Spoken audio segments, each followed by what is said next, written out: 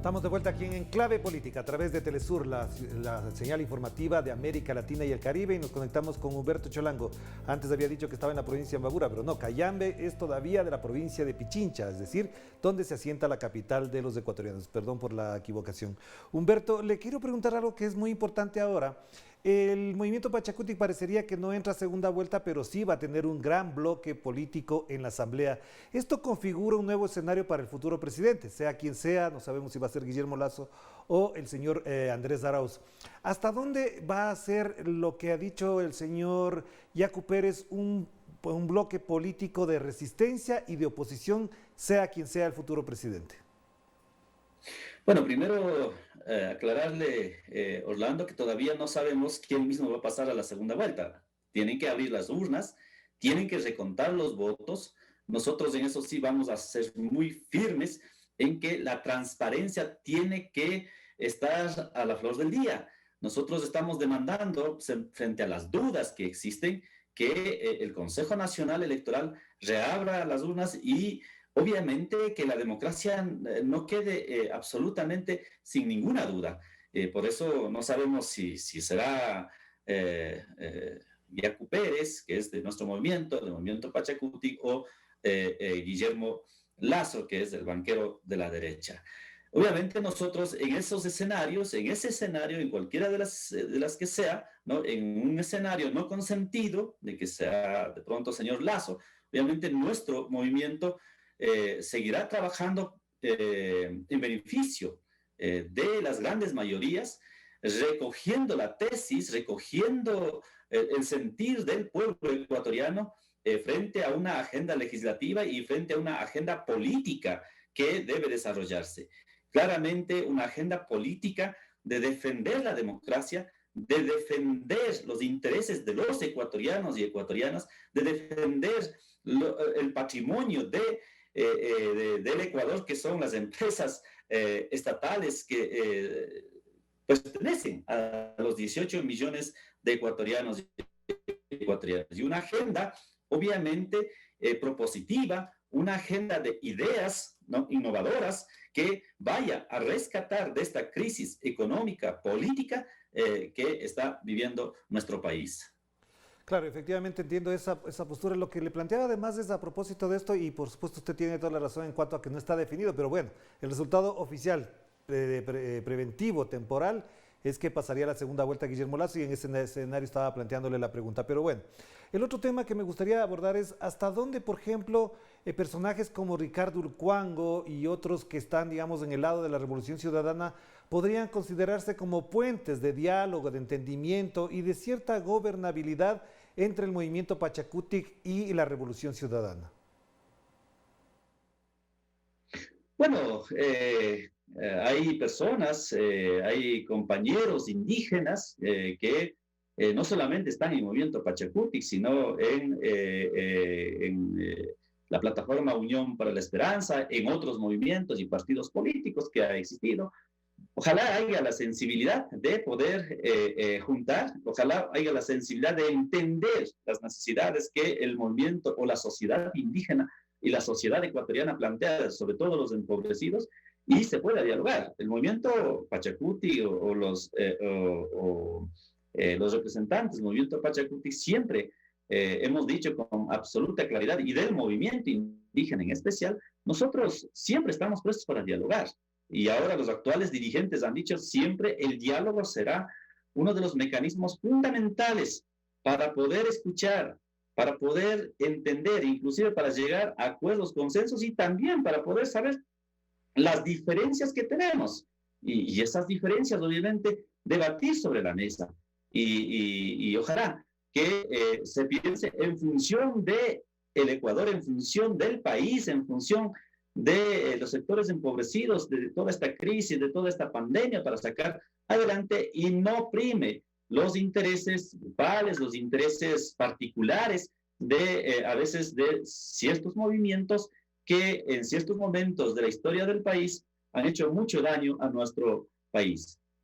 Claro, pero le preguntaba a propósito de Ricardo Urcuango, tomando en cuenta que además es uno de los líderes históricos del propio levantamiento de los años 90 que usted mencionaba, y le decía que efectivamente con él posiblemente habría puentes para poder dialogar sobre temas comunes. Y uno de esos temas, le invito a que reflexionemos sobre el asunto, es cómo entender y cómo desarrollar el concepto, el paradigma constitucional de la plurinacionalidad. He visto incluso mensajes de Andrés Arauz en las redes sociales y en algunas entrevistas que él plantea que la suma de progresismo, plurinacionalidad y socialdemocracia podría desarrollar y hacer realidad incluso la propia Constitución. ¿Es posible encontrar en esos mensajes un grado de eco de su parte del movimiento indígena?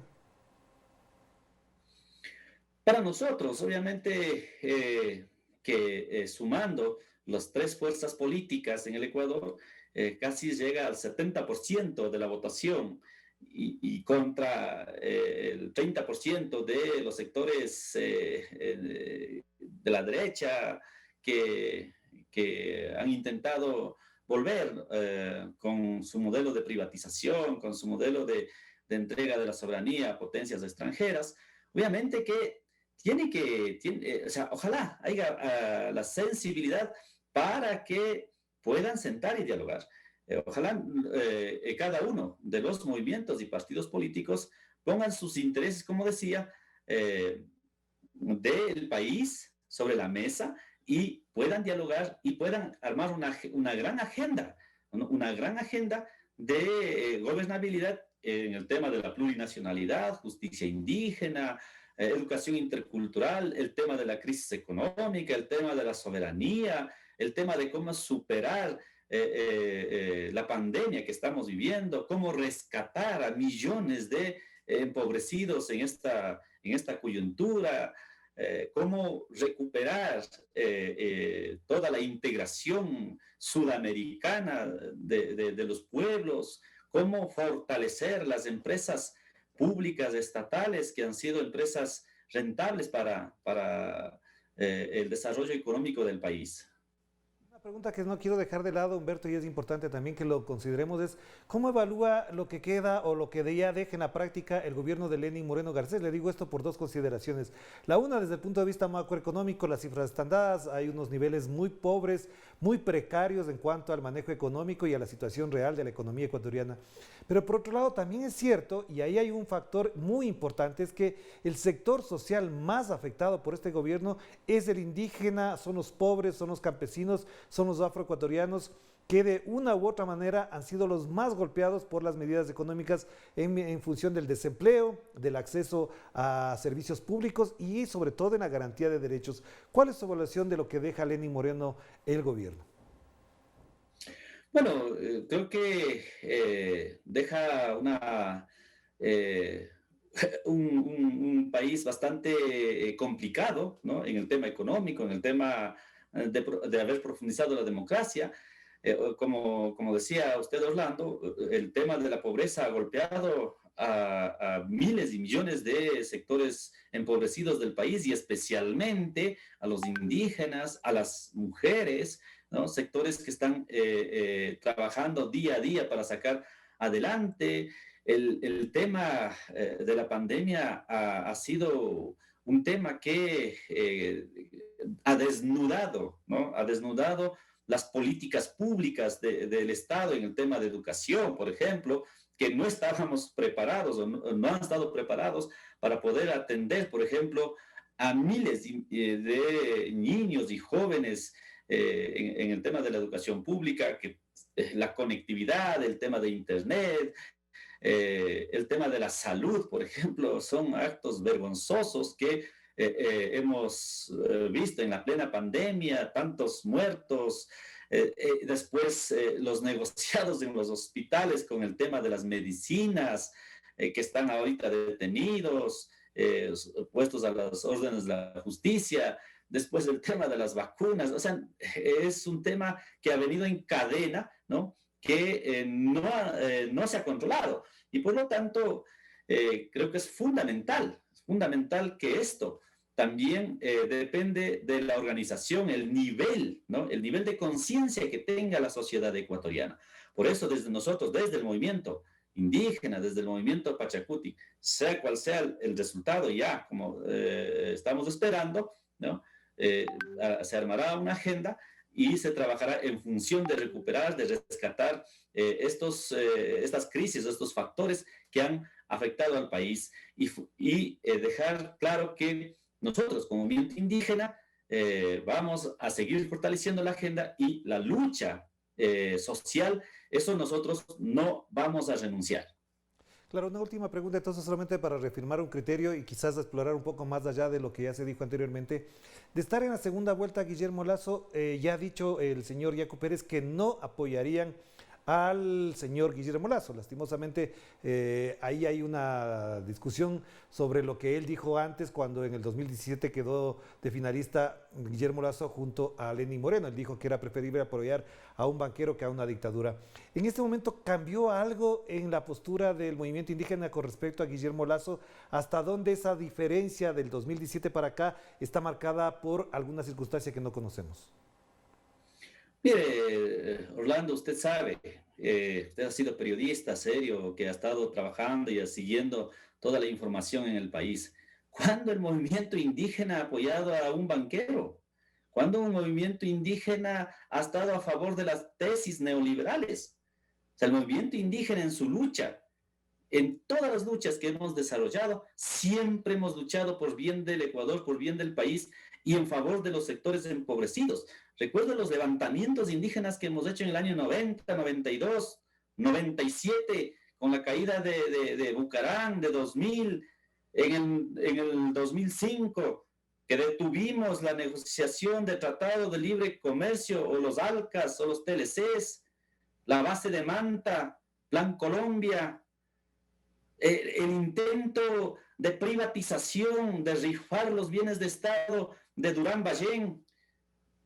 Y así hemos seguido a lo largo, podemos seguir enumerando en la lucha social que hemos desarrollado. Jamás nos pueden decir al movimiento indígena que somos aliados de la derecha.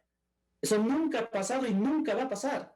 Y por lo tanto, nosotros vamos a seguir en ese rumbo, en ese camino de seguir trabajando por el bienestar de la sociedad ecuatoriana y obviamente nosotros como movimiento indígena y los compañeros dirigentes actuales de la CONAIE, del Ecuador, en cada una de las provincias han manifestado con absoluta claridad que en estos momentos están movilizándose es por el pedido de reconteo de los votos, la transparencia que necesita el país para que la democracia no quede afectado. Y eso no puede entenderse que están buscando una alianza con el banquero, con el peor representante de la derecha ecuatoriana, a la cual siempre lo hemos combatido. Claro que sí, muchísimas gracias Humberto, de verdad me place volverlo a escuchar, volverlo a ver igualmente, pero efectivamente tendremos para conversar porque lo que viene en adelante será una gran discusión también política alrededor de los temas de la plurinacionalidad, con una representación indígena muy importante en la Asamblea y cual, por supuesto, extraño que no esté usted ahí. Mando un abrazo, cuídese mucho. Muchas gracias, Orlando. Un abrazo para todos los latinoamericanos y a todos los dirigentes sociales, indígenas y campesinos que seguimos en la lucha por el bien de nuestro país. Muchísimas gracias, Humberto Cholango, como decía yo al principio, dirigente histórico de la CONAIE y también de la Corunaria, la organización filial de la CONAIE que agrupa a varias organizaciones de la Sierra Ecuatoriana, de la Sierra Andina Ecuatoriana, para quienes no la conocen. Nos despedimos de este tema, obviamente, fascinante para el análisis. También seguiremos hablando. ¿Qué rol va a jugar el movimiento indígena, los líderes indígenas, las organizaciones indígenas y además ciertos postulados indígenas que están en el debate político para la segunda vuelta? De esto seguiremos hablando, obviamente. Que la pasen bien. Chao, chao.